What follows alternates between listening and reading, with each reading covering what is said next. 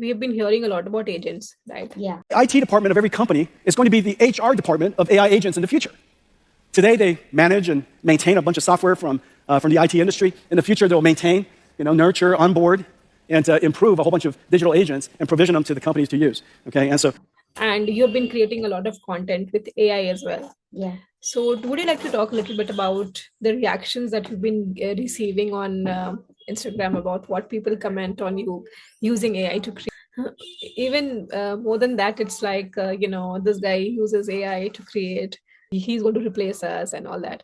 And at the same time, we're also listening from a lot of people how they're talking about how AI is going to replace software engineers. And so probably in 2025, we at Meta, as well as the other companies that are basically working on this, are going to have an AI that can effectively be a sort of mid-level engineer that you have at your company that can write code. And once you have that, then in the beginning it'll be really expensive to run, and then you can just be more efficient. And then over time we'll get to the point where a lot of the code in our apps and including the AI that we generate is actually going to be built by AI engineers instead of people engineers.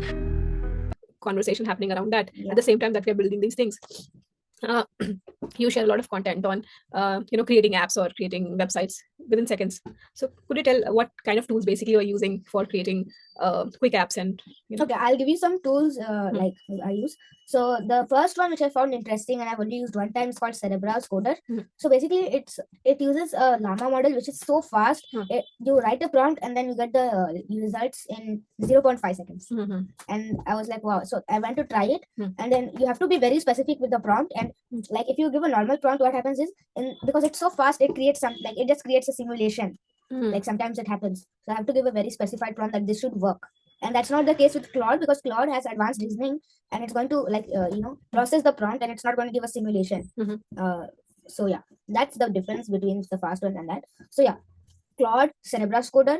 I used to use ChatGPT, but now I feel ChatGPT is not good because after Claude, why do you think ChatGPT is not good? Like basically a few days ago I just forgot why I stopped using ChatGPT, so I used it again and I gave it a code. I just gave a code and then I pressed enter.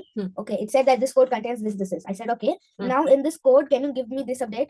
Then it generated something else. So I don't know why that problem occurred. I think you were having fun more with Claude, no? Yeah. And why did you stop using Cursor? I don't know why I stopped using it, because you're having more fun with Claude, I think. Yeah.